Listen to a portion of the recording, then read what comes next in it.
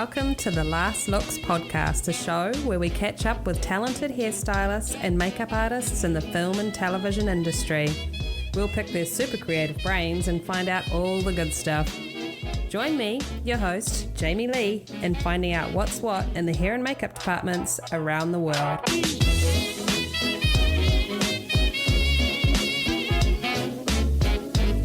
And now, a word from our sponsor.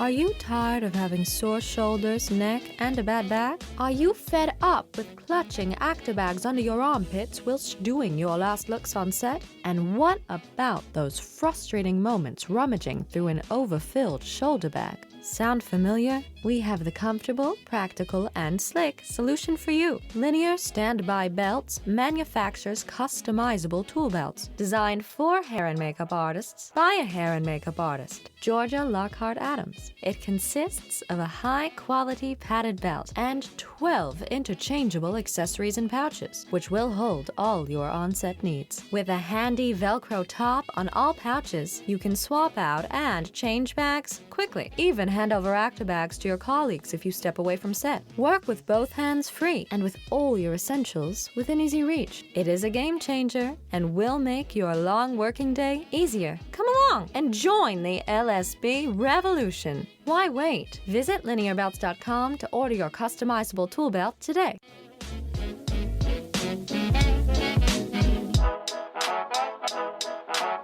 And now, our feature presentation. Okay, folks, it's that time of year again, awards season. And of course, the Last Looks podcast is all over the Oscars situation. We have 5 bonus episodes where I'll be catching up with all 5 teams nominated for their superb makeup and hair work. All teams are asked the same set of questions, but of course, they all have very different answers. Join me and these incredible artists while we dive into the exceptional work they did to get them to where they are today, Oscar Makeup and Hair nominees for 2022. Thanks for listening and supporting the podcast, guys. It really does take a lot to get all these teams together to be able to bring these bonus episodes to you. With everyone working and shooting all over the world, as you know, it's hard. It certainly takes time and effort. So for that, I'm thankful to you, the listener, and all my guests. I hope you enjoy these special episodes as much as I did putting them together. Pictures up. Last looks. Rolling. And action. Welcome to the Last Looks podcast, team. Thank you for having us.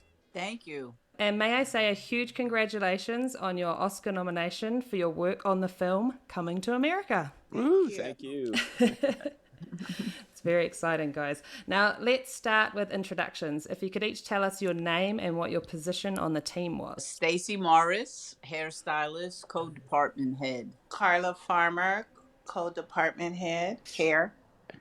Mike Marino, prosthetic character makeup designer. Amazing. So tell me, when you heard the news that you had been nominated, what was the first thought that came to mind? I need a tuxedo or a suit because I don't have a good wardrobe. Straight to the clothes. Okay. Yeah, while I was sitting on a pile of T-shirts going, none of this is going to work. You can make it work, Mike. Come on. Hilarious. Same here. What am I going to wear? Oh, my God. Is this real? Somebody Exactly. pinch me.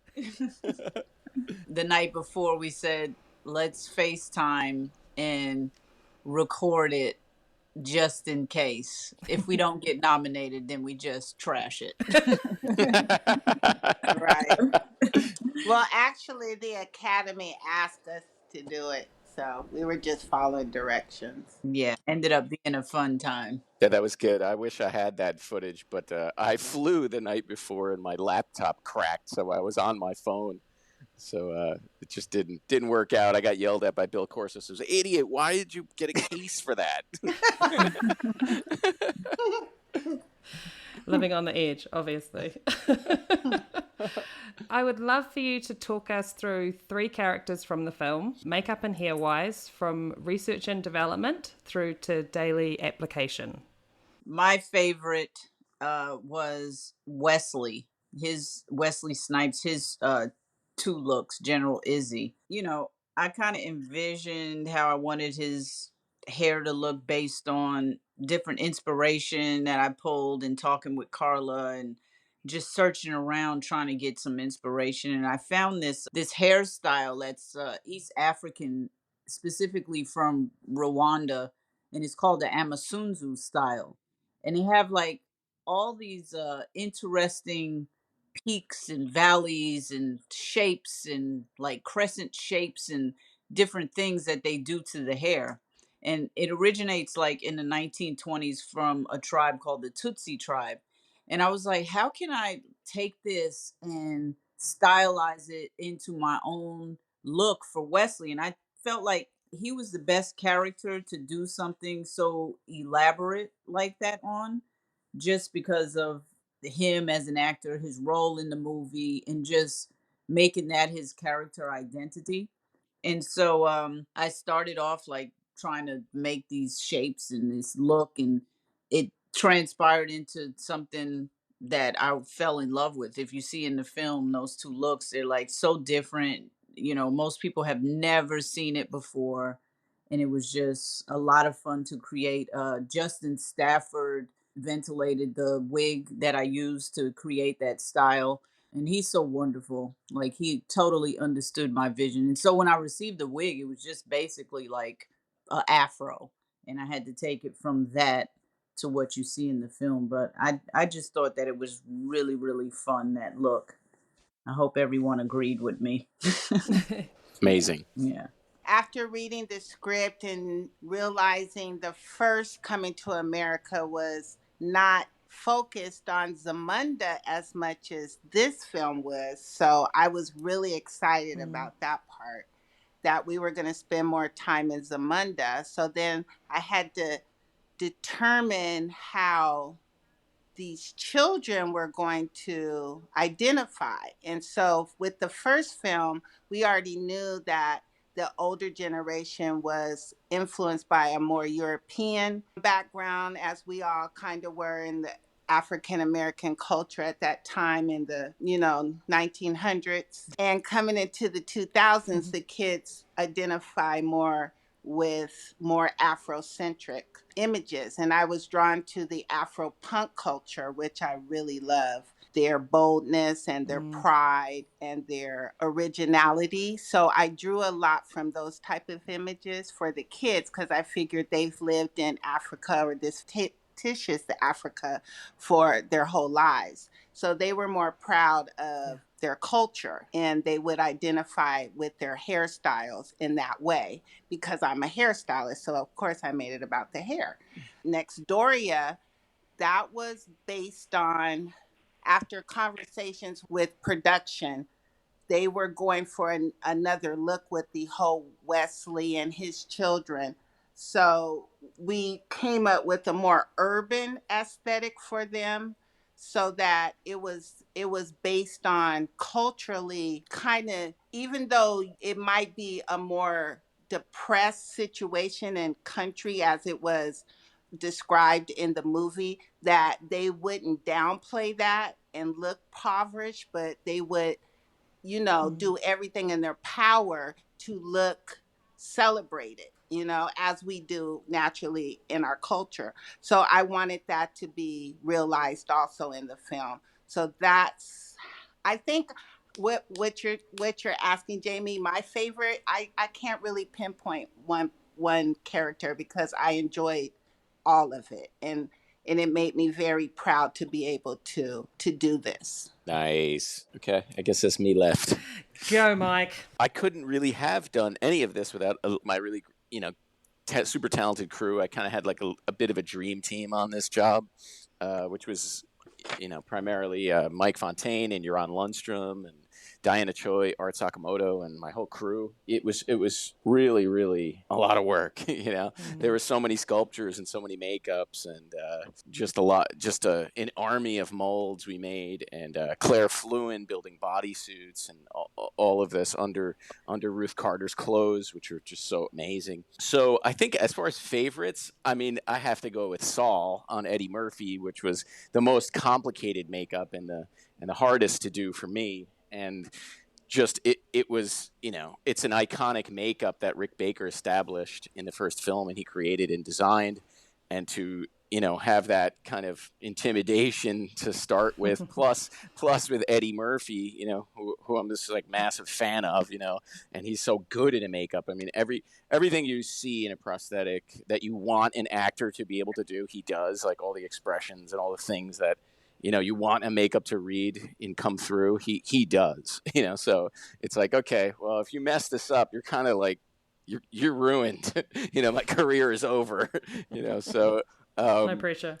yeah, exactly. So that was a really challenging makeup, which we had resculpted the nose and the chin and so many things, the ears, so many things like that no one even knew about. We did, I said, we did it all. We finished it and said, like, I think we should make the ears a little bit smaller. They're a little too crazy, so we did our own kind of quest to appease ourselves, so, and it's still, I would still be working on it now, continuously, but I love that character. I love the new character, Baba, on Arsenio Hall, which is really funny, really goofy, like Muppet type character come to life, with no teeth that Art Sakamoto made. And, it's a really crazy dreadlocked wig. And it was all bald and all white and really, really long. And then my favorite, my all-time secret, favorite is Randy Watson. I mean, that character alone in the original film is just so hilarious and funny, and I couldn't wait to make that one. So I kind of looked at Little Richard, how he aged. I looked at Rick James, how he aged, and I kind of mashed them all together and came up with that look, which I wanted to have his beard gray and his hair and his mustache and everything like kind of dyed black, because I thought he would do that, but like maybe he had a really like long binge and forgot to shave, and he just has like this kind of gray stubble beard coming through, which that character is just so funny. And when I told Eddie I used Rick James as a reference, he's like, oh wow, that really now like means a lot to me because I was friends with Rick, and it's cool, and this costume that Ruth made, that Elvis baby blue, costume is just really, really funny. So there you go. I would choose Edie Easy, the son of Wesley, because Paula Ashby and I made that ourselves. Well, I didn't have any custom wigs made for any of the characters I did. They were all like made by hand and just made out of like stock lace wigs or hair pieces, and they were mostly all synthetic. The only human hair wig I had from His and Hers were the one Sherry, the queen. She had some stock wigs from His and Hers that I used the front of her hair and used those wigs to create those updos and hairstyles.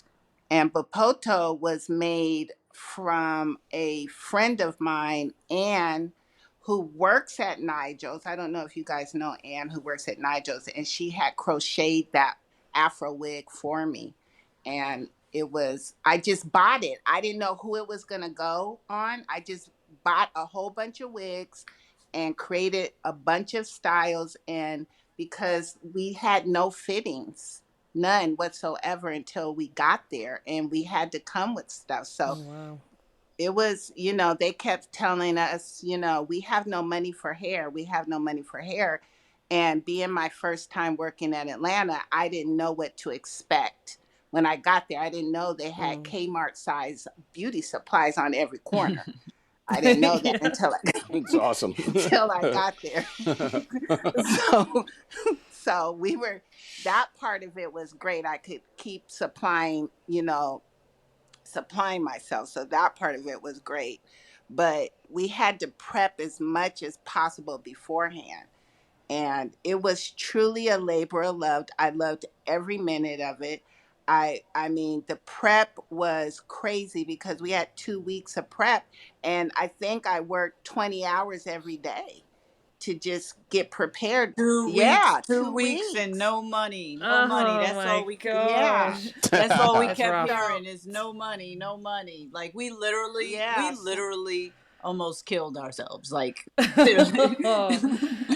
Oh boy. Yeah, it was a lot of work, Thank God I had some really great team members, Navisa Nixon and Crystal Woodward. They really stepped up to the plate on my team, and truly I couldn't have done it without those two. And Victor, what's Victor's last name? Victor Paz. Yeah, Victor Paz. He's an amazing barber / hairstylist. He's amazing. And the whole team. I had some really great people on my team who really stepped up to plate and really had my back. You know, it's kind of hard when you go into a new place and you don't have any idea who you're going to hire, and you just have to trust the process. And I already felt I had the best team in Hollywood in LA. You know what I'm saying? So I was kind of shook, like, how am I going to do this without my team? But, you know, Atlanta stepped up and they did a great job. I overly prepped. Anytime I saw anything, I just purchased it, and created and made. And, you know, I had my own little room. You know how the trailers have that one. We didn't have the one you go up the stairs, but it was a separate room, and they just gave me that whole room because I think people knew that I was a mad scientist. So there was literally hair everywhere, hair on the shelf, everywhere, hair on stands coming from the floor. Eddie had a separate trailer. I had hair in that it was just hair everywhere. Oh yeah, right. Yeah, Eddie's trailer had all the wigs propped up, and and I had Art Sakamoto outside grinding teeth, you know, and like like some kind of, you know, when it was so hot for Art, who was doing all the teeth and readjusting and fitting and all these things, and it was just like acrylic and like 110 degrees sweat, you know. Oh yeah, the weather. Oh my God, Zamunda. We were really in Africa, in Atlanta. Like it was hot. It was so hot. Oh my God, Jamie. It was like we were in Africa when we were on the plane. Bugs. Like when you. Oh my God. Bugs, getting bit, itching, humid, hot. God. It was perfect. Come on, we're makeup and hair people. We don't go outside. We don't know what it to was do. For real Africa hot. I've been in Africa where in their summer, which is our winter, it was Africa hot in Atlanta. For real. That's awesome. That was one of the challenges too. I was about to say, what did you guys find to be your biggest challenge during filming? Yeah, the challenge, one of the challenges for me was the climate. You know, with the heat and the humidity, you know, especially like with Wesley, he sweats, you know, profusely. So, you know, just getting everything, the adhesives and stuff to stay and not turn colors, and the lifting and the this, that. I literally, you know, would have me and the makeup artist and one other person on our team literally just watch Wesley. Just watch him, just between every take, just watch him. I even went right to Mike and was like, I need a new mixture. Like, we were like literally scientists, like, you know what I'm saying? Trying to figure out adhesives that would, you know, make it through the weather, his sweat, and, you know, perhaps a drink after work. I don't know. Something was making it lift. But yeah, that was one of the challenges. That was definitely one of the challenges. If I remember that correctly, that one day I came in with you guys, he had like wounds on his head, and Stacey said, "Wesley, what happened to your head? You have this like swollen kind of injury." And he starts laughing, and he goes, "Ha ha ha ha! You wouldn't understand. It's some Russian shit." So who knows what he was doing, fighting and training and whatever he was doing. Yeah, but he's into martial arts. Who amazing. knows? But yeah, I think we used Super Baldies on the beard eventually. That really tried to help stick that beard down. A mixture of like alcohol and Adagel and like right, but we still were like on it between every take. Like literally, Yep. we had days that you put it on, everything's perfect. It's cold in the trailer, looks great, and he goes out to shoot in one take, and it's literally off his chin. Like that's It's and you crazy. got to think the thing is on his chin, so all the sweat from up top of his head is all running down into the piece. Like the piece was wet. It was a mess. I felt so bad for Vera and Stacey on one of those days. It was comical. It was so Yeah. comical. Like they would literally, the thing was falling off in the scene, and they literally had to just stick it on at the last minute and film it, and then it would just come off again. Like Yeah. they were just sticking it Between on. every So funny. take, and I had to dry it because it would be sopping wet with sweat. Like Yeah. that Oh was my that gosh. was that was pre-pandemic because we would probably would Yeah. have been freaked out. Hilarious. Yeah. So funny. Yeah. I would say the weather. Yeah. And I want to add to like what Carla said.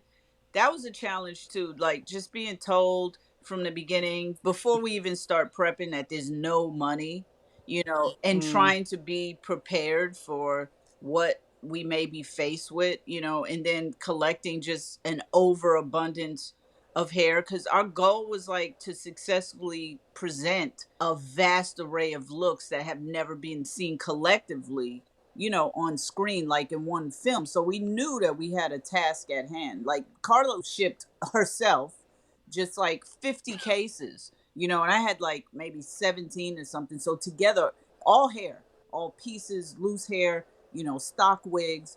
And so all of that stuff went ahead, and just the preparation alone, with those constraints was a challenge. but and as hairstylists, we always hear that on all productions. There's never enough money, and so you kind of get used to that. Well, I've gotten used to it, so I know to overly prepare myself. I've had some great mentors in my life, and they have blessed me to give me the work ethic that I have. And I just know to overly prepare and to overly do research. So I always have visuals that I can go to. I love what I do, Jamie. So it's hard work, but I love what I do. I don't need an alarm clock to get up. I I value the hard work. I value challenges, and I just think it energizes people. And Stacey and I had the same thing on Dolomite, where it was challenging, but we love doing what we do. So it's a pleasure to do that kind of work. And I always thrive when people tell me what I cannot do or they don't think we can achieve it. The producers did not have a clue of what we were going to bring. And I understand why they thought, oh, we don't need money for hair, because in the first Coming to America, as beautiful as it was, they were all in current day USA. So I'm sure they thought, oh, it's just going to be like that. But they had no idea what was in our mind. So we had to show them. And I remember the first time Bella, Eddie's daughter, came on set, and she came on when they were doing the fencing scene, and she had that hair, and one of the producers came up to me and said, I get it now. I get it. So after that, there wasn't a pushback. It still was a limited budget, but it wasn't so much of a pushback, because sometimes you just have to show them, and then they were like, okay, I get Yeah, it. and speaking of showing them, Carla can tell you, I was trying to describe Wesley's hair, right? Because this was a vision in my mind. And I don't know how to describe that look. It's kind of difficult. And so I literally got out, and luckily I can draw and kind of sketch a little bit. I got out a pencil and a piece of paper and started playing around sketching the looks so that I could show them, and so that I could show the director, and I could show Eddie, and I could show Wesley the looks. And it was like, oh, okay.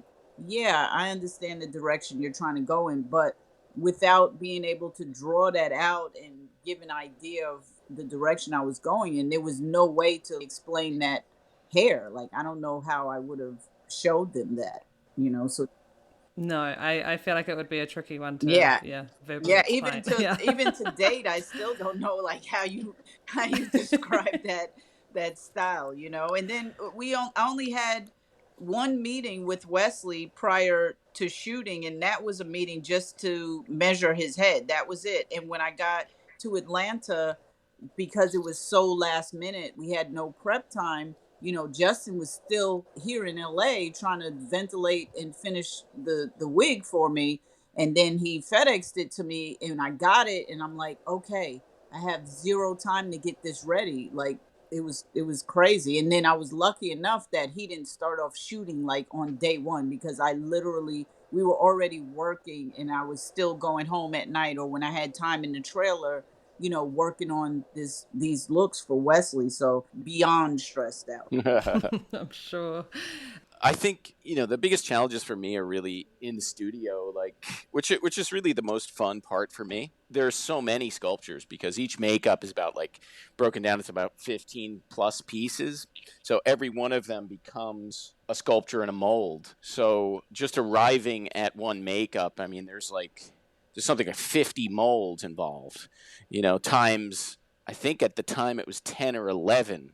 So, there are hundreds and hundreds and hundreds of molds and months of preparing that stuff. Each eye bag and each upper lip and lower lip and chin and cheeks and ears and earlobes. And there's so many things. Plus Claire Fluin had constructed the little pot bellies and the man boobs and just all this cool stuff. And I think it's been kind of crazy because my studio is based in New York, so I have a few people that come out and fly in, and tech people, mold makers, and technical people. And Joran Lundström was there from Sweden, because he loved the film as well, and had Mike Fontaine, luckily, which was local. But it was hard to it's always hard to find people that can do this kind of stuff, even the technical people. So it's always a challenge trying to find enough workers to know how to do something, because this is really high tech stuff. This is the higher tech stuff in our industry. Each neck is injected into this, each neck is prepared through this complicated collapsible system where the mold opens from the inside, and the sculpture, there's no seams on it. So it's a lot of work, but at the same time, super fun. Super, super fun. Like Carla said, I love what I do. So I don't think any of us could do what we do if we didn't love what we do, even if it's crazy, even if it's, just intense. I mean, in our days we're, 15 plus hour days every day, so it's a lot, even the weekends, there are no weekends. It's really kind of we can plan a schedule and we can say, okay, well, we can get it done in this time period. But I always go and work on the weekends too, just because I know there's going to be things that I may want to change and that people doing schedule with me aren't foreseeing. So I always try to get stuff done earlier and then have the room to change something if possible. So, I mean, a whole job like this is really fighting for time. It's like, hey, we have this great movie with all these makeups, and then I say, okay, well, I really need 3 months to prepare. I mean, and that's rare these days, but something like this, I think that they knew this would be a massive build because they had the experience with Rick Baker and Eddie's people, Charisse, Eddie's producer, really, really know the process at this point, after all the Nutty Professors and after all the Norbit stuff. So they know how long this stuff takes. So I was spoiled a bit to have some time to really kind of work out how we can make these, turn out. Because I'm competing with, what people are familiar with Rick Baker level quality stuff, which is like the best you could ever get.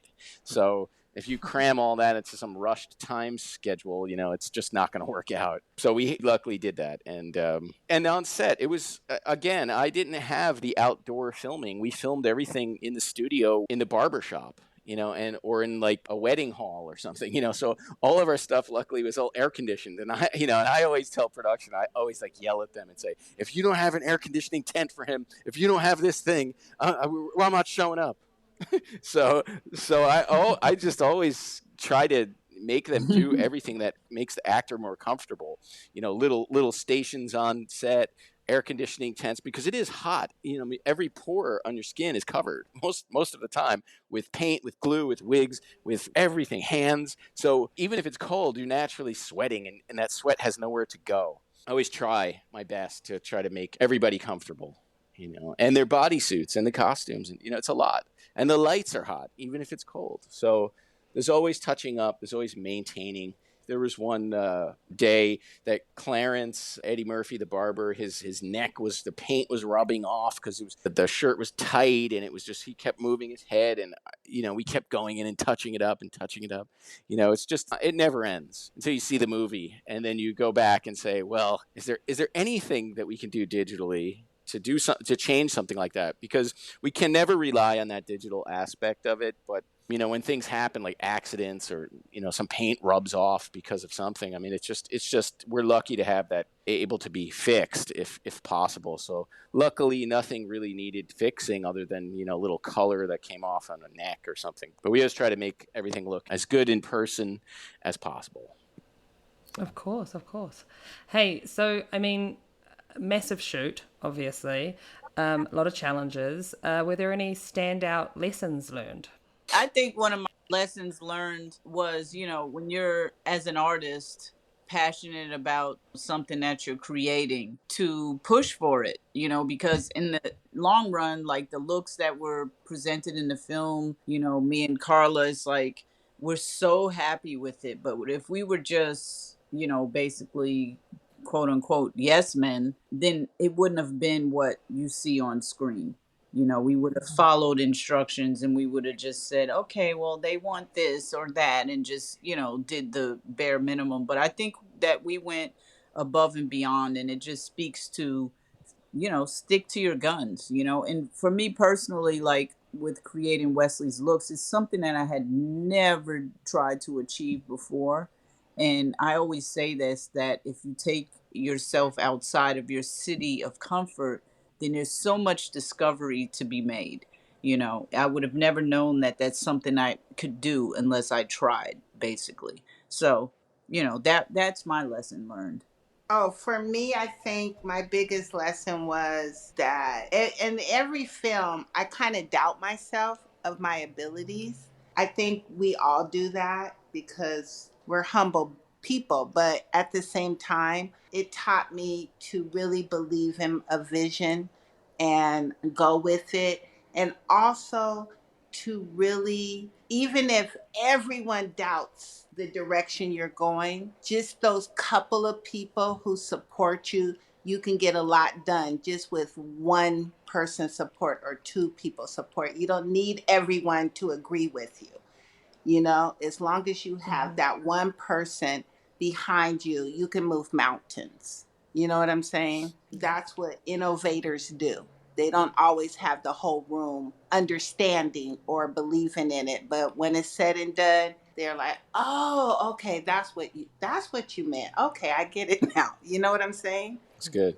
Yeah, nice. I think as far as lessons, I think test as much as you can. And that's always the thing I like to do. And I've been privileged to have a lot of tests on films in the past. So I always leave a little bit of room to make adjustments. And I think that people really have to try to make room, whether they're building something or trying to space out shooting days with production. I think the more time you have, the better, because on this film, we had no test.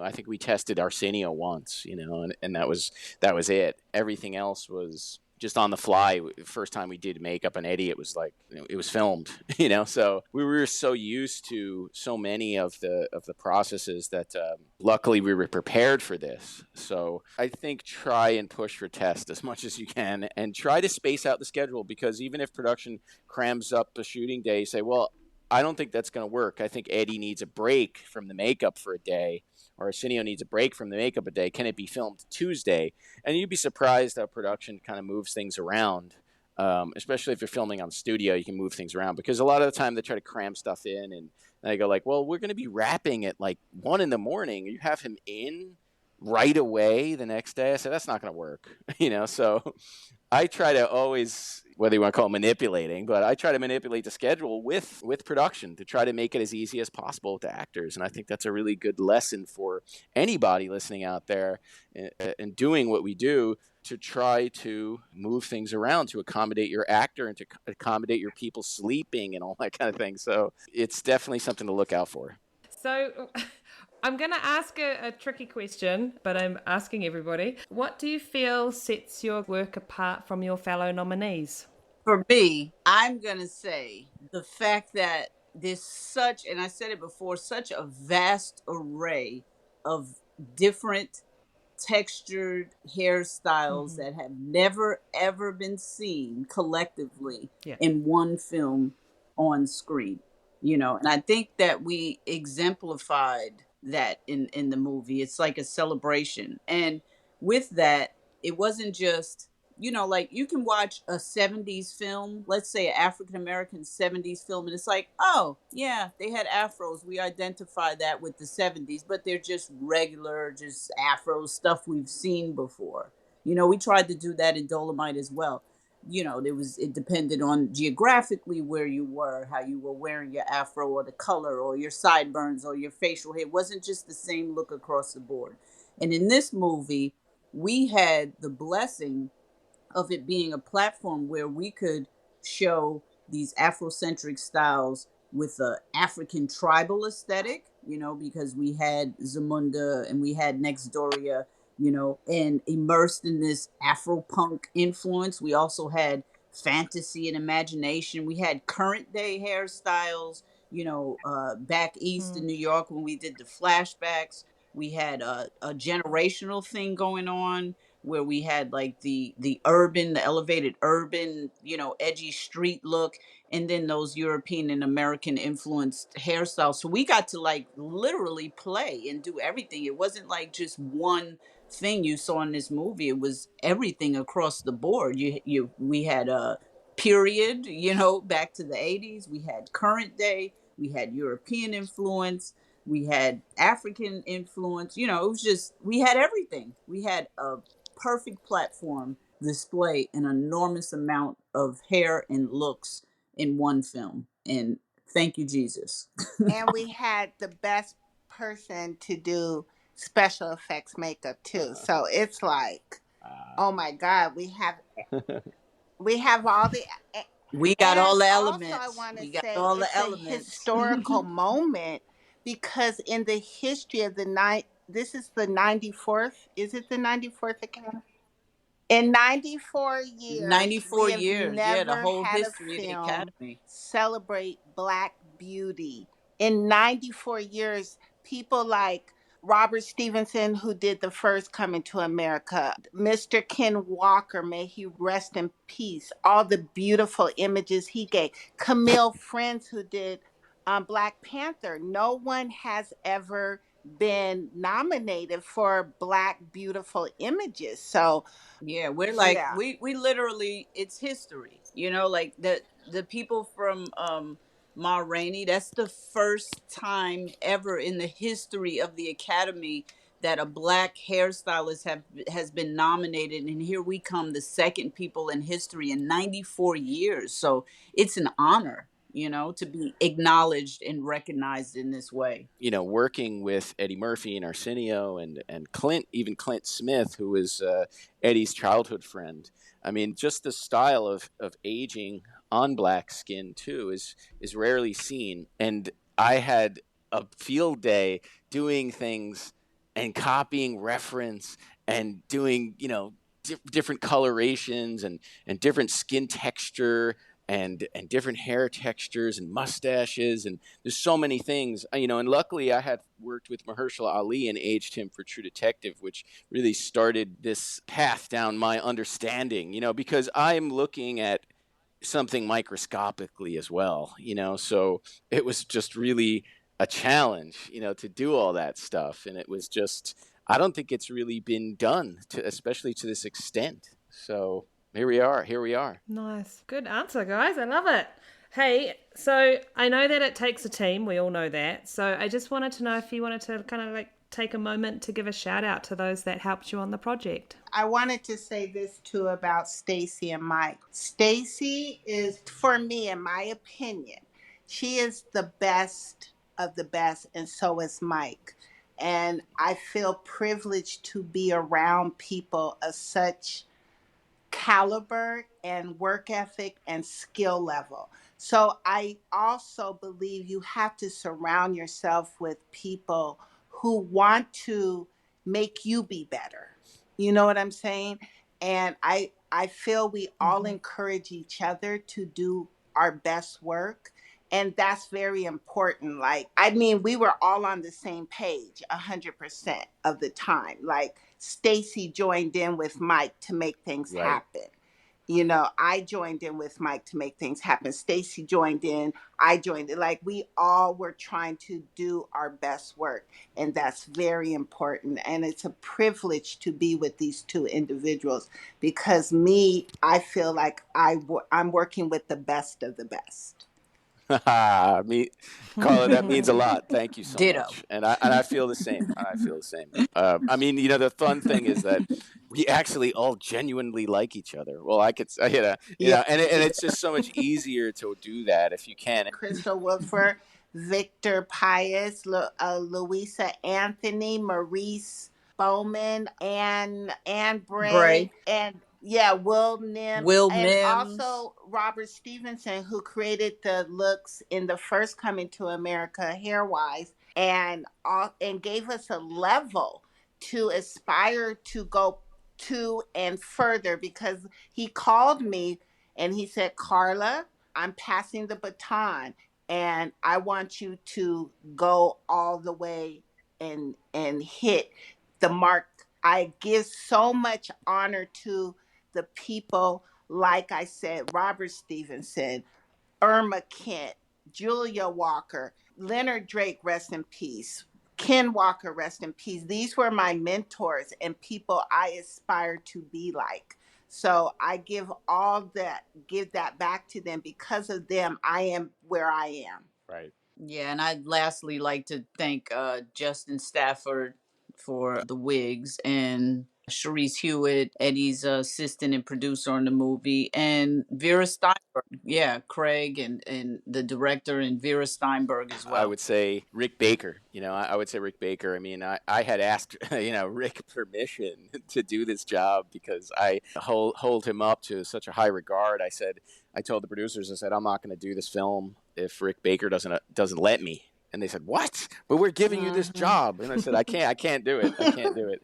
So I got in touch with Rick, and he said, yes, you have my blessing, and, it's better, you better thank me out there, And I said, I said, absolutely will. I mean, the guy's my idol. So, and my crew is incredible, and the behind the scenes people as well. Trent Taft, who ran all the silicone, and Manny Lemus, Izzy Galindo. I mean, there's so many unsung names that never really kind of get credit, and I always try to push for them on screen credits and all that stuff. And I couldn't really have done it without my crew, Diana Choi and Bill Corso, who came to set, who did the makeups with us as well during those weeks, and Dennis Bailey and Lola, who were Leslie's key people. I always forget to thank them, but they were so important because they came in. It took off my plate a lot of things that I had to do. So I want to give a big shout out to Dennis and Lola, who were with Leslie. Amazing, guys. So it has been so fabulous to learn more about what it took to get your work on camera daily, and in turn bring you to this point today, being nominated for an Oscar. It's so awesome. So excited, honored. Thank you. Congrats, and thanks for joining me, guys. Thank you so much. Thank you.